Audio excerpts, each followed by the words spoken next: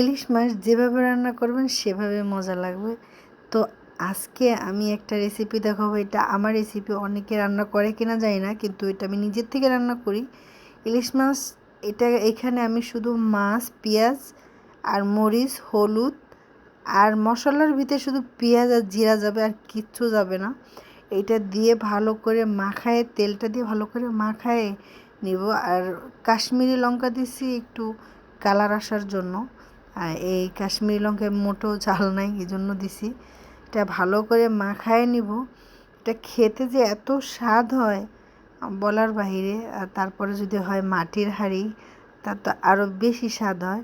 তো এটা মাখানোর পরে যে আমি এর সাথে অ্যাড করব আপনার চাল কুমড়া দিয়ে ভালো করে মাখায় আমি 5 মিনিটের মতো ধুয়ে দিব।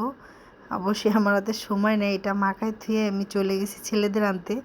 যেহেতু এখন এক্সাম চলতেছে, এক্সাম ওদেরকে 10:30টায় ছুটি দিয়ে দেয়, মানে 11টা 15-তে। তো এটা মাখায় রেস্টে দিলে একটু ভালো হয়, রেস্টে দিলে খুব ভালো হয়। তো এটা মাখায় আমি 5 মিনিটের জন্য ধুয়ে দিব। 5 মিনিট পরে চড়াই দিব। তো আমার 5 মিনিট হয়ে গেছে। এখন আমি ইলিশ মাছের ঝোল বললে চলে। এখন পানি দিয়ে দেবো আমি। এখানে মাছটাকে কিন্তু নাড়াচাড়া করলে ভেঙে যাবে, এজন্য আমি নাড়াচাড়া কিছু দিনই ওইভাবে আস্তে হালকা নাড়া দিয়ে পানি দিয়ে থুইছি।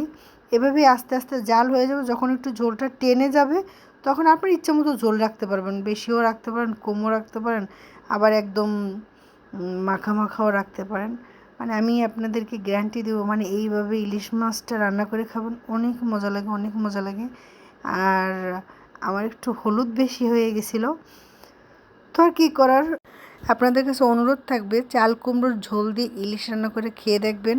মশলা ছাড়া কোনো আদা দেওয়া যাবে না, রসুন দেওয়াও যাবে না, কারণ আদা রসুনে ইলিশ মাছের টেস্টও থাকে না, স্মেলও থাকে না, জন্য আদা রসুন দেওয়া যাবে না। ট্রাই করবেন।